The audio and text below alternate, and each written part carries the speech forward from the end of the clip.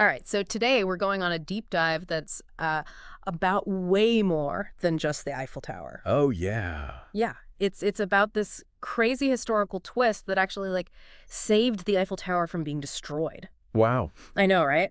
So we're looking at this article by Bertrand Lemoyne called "Did You Know the Eiffel Tower was supposed to be dismantled after 20 years? Fortunately, things didn't happen that way, and we have radio to thank for it."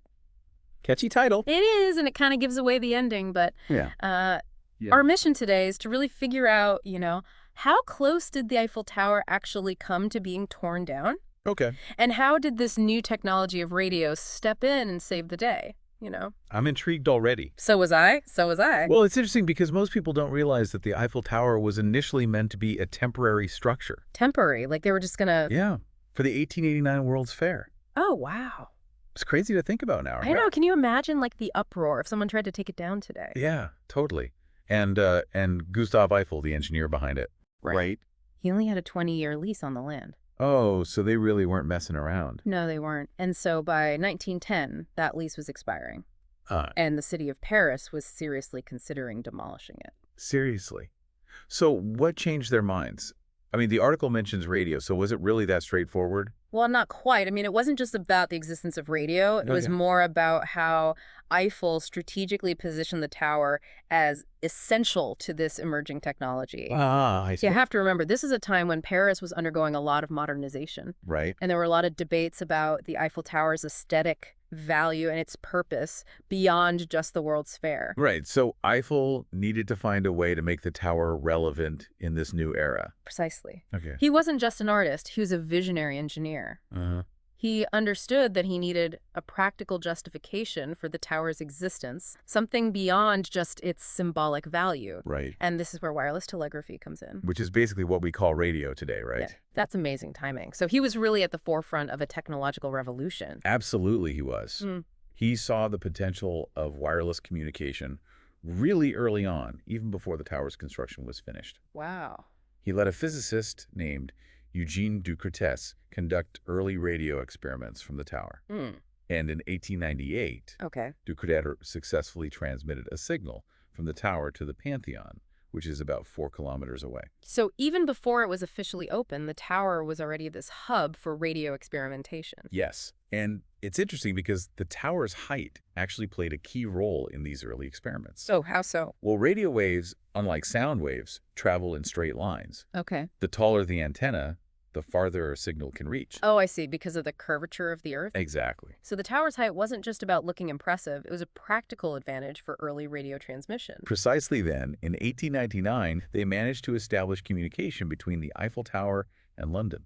Wow, London already. That's pretty impressive for back then. Yeah, and this got the attention of the French military. Why the military? Well, they were looking for ways to improve long-range communication. Makes sense, but wasn't radio still in its early stages then? Was it really reliable enough for the military to actually use it? Yeah, that's a good question. Mm. Early radio was definitely prone to interference, and it had limited range compared to what we have today. Right. But the military saw its potential, particularly for communication between ships and the shore Uh-huh. and coordinating troop movements. Mm. So they were willing to invest in its development. Makes sense. And the Eiffel Tower, with its height and existing infrastructure, became this prime location for further experimentation.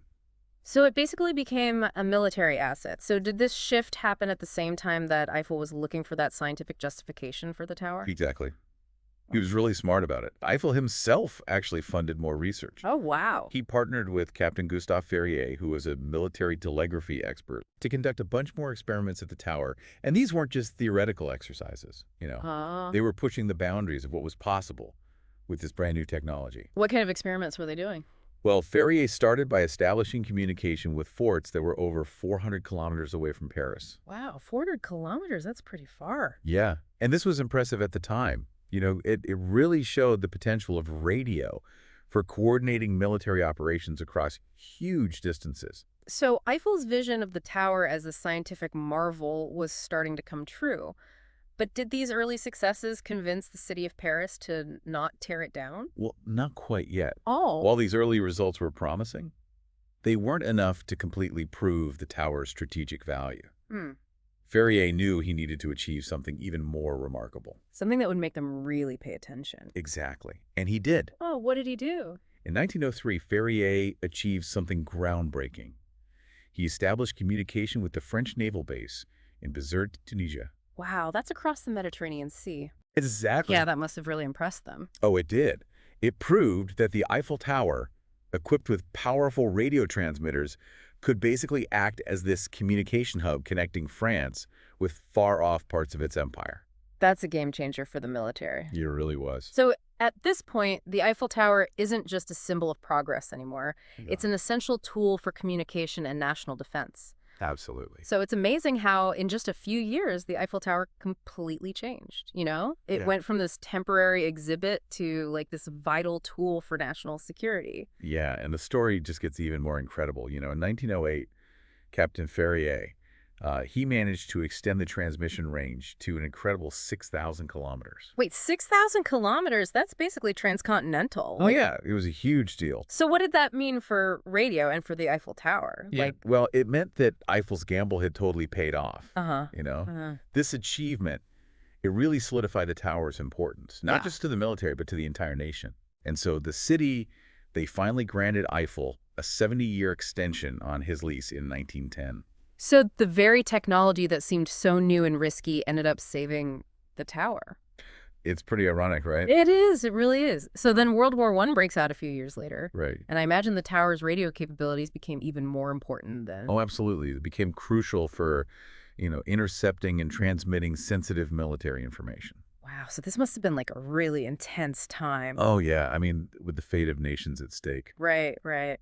So did the Eiffel Tower play a role in any specific events during the war? Oh, yeah, definitely. One story that stands out is this coded German message that was intercepted at the tower in 1918. Okay, a coded message. Yeah, and it took this brilliant mathematician, Georges Payman, 3 days to crack the code. 3 days. Wow. But you know what he uncovered? A German plan for a massive offensive. Oh, wow. So the Eiffel Tower, through its role in radio interception, helped to stop a potentially devastating attack. Exactly. Wow, that's incredible. Yeah, it really showed the tower's value not just as a communication tool, but as this critical asset for national security and intelligence gathering. Right, because they were able to, get that information and then act on it. Exactly, and potentially change the course of the war. Wow. Talk about a dramatic turn of events. It really is. Right. It's amazing to think that this structure that was initially meant to be temporary, Yeah. and ended up playing such a crucial role in global affairs. Right. And the story doesn't end there, does it? No, it doesn't. The Eiffel Tower kept evolving. So what happened after the war? Well, in December 1921, Radio Eiffel Tower was launched. Yeah. And they started broadcasting regular programs to the public. Hold on, so let me get this straight. Yeah. The Eiffel Tower goes from symbol of progress to scientific marvel to vital military asset, and now it's a platform for public broadcasting. Exactly. That's incredible. Yeah, this is a really important moment in broadcasting history, The Eiffel Tower was now transmitting news, music, and entertainment directly into people's homes. So it went from something that some people saw as an eyesore to something that was connecting people through radio waves. Yeah, it became even more of a cultural symbol.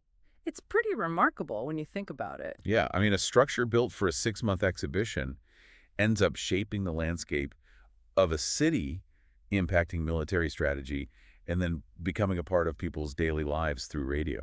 It's wild. The Eiffel Tower's story is really about so much more than just its design, Right. It's about innovation and adaptation. It's a reminder that we shouldn't underestimate how things that seem temporary can evolve and take on new meaning over time. And that sometimes, something that seems like a fleeting moment can have a huge impact for generations to come. Exactly. But the transformation of the Eiffel Tower, it doesn't even stop there.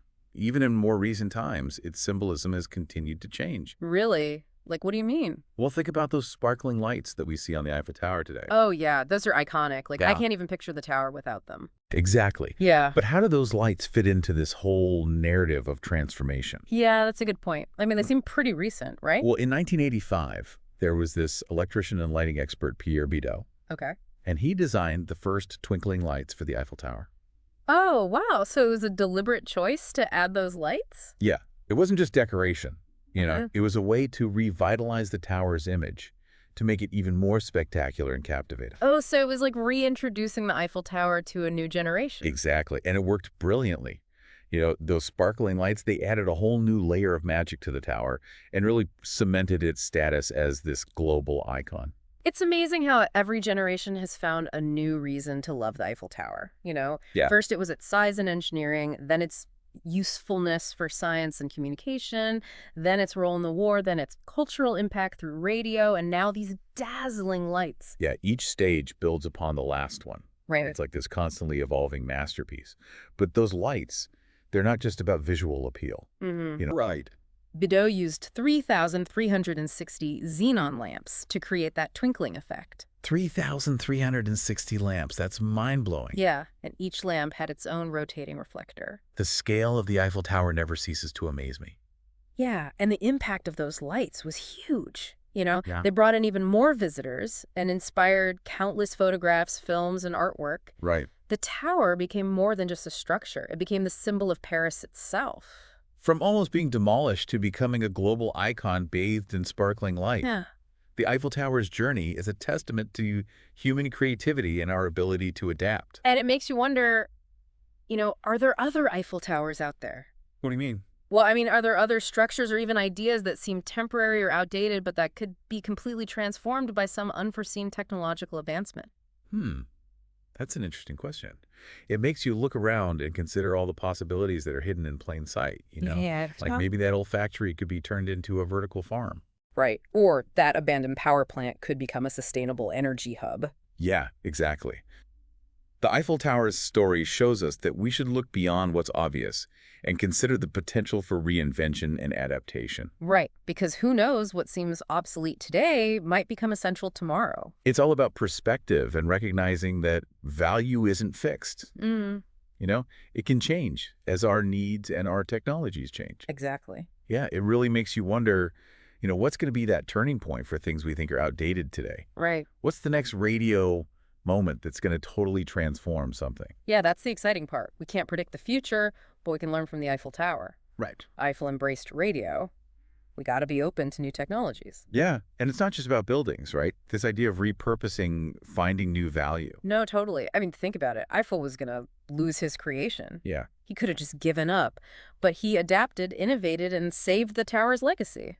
It's inspiring. It is. And it shows that progress isn't always about starting from scratch. Right. Sometimes it's about finding new uses for what we already have. Absolutely. And challenging how we see value. Yeah. I mean, the Eiffel Tower was hated by some at first. Right. But its value changed as technology and opinions changed. It's a good lesson in keeping an open mind, for sure. It is. Makes you think, what else is out there waiting to be reinvented? Right. What's the next radio that's going to change everything? That's the question, isn't it? Yeah. And it's not just about the tech, it's about us. You mean like, are we ready for those changes? Exactly. Are we willing to see potential where others see the past? The Eiffel Tower shows us that being open to change and possibility can lead to amazing things. Absolutely. So this deep dive, it wasn't just about a landmark. Yeah. It was a lesson in adapting, being creative, and the power of human ingenuity. Well said. I don't think we'll ever look at the Eiffel Tower the same way again. Me neither.